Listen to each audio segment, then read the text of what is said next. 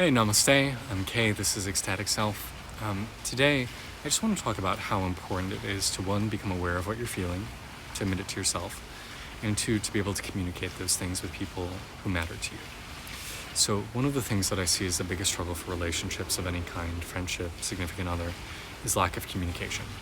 But communication really has to start within ourselves, that you really have to know what you're experiencing. Because so many of us think, oh, well, I'm upset about blank, or I'm feeling blank. But until you actually take some time to pause, reflect, talk about your feelings, journal, meditate, talk to a therapist, talk to a counselor, you may not be aware of what you're really thinking or feeling.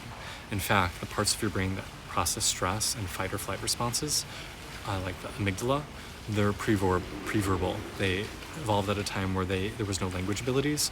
So those parts of your brain can't tell you why you're feeling stressed or why you're discontented or what's going on. So you have to actively pursue self-inquiry so that you can communicate with yourself, communicate with your deeper parts, and know, what am I actually feeling? And then once you identify those things and realize it's going to be an ongoing process, you're going to get more information as you go along, there's going to be deeper levels that are maybe even contradictory, but that you feel all this different stuff.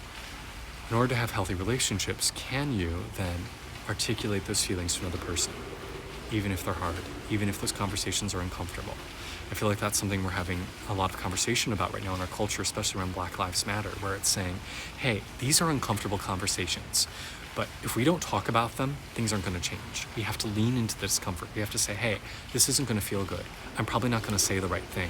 I might even make you upset, and that's okay.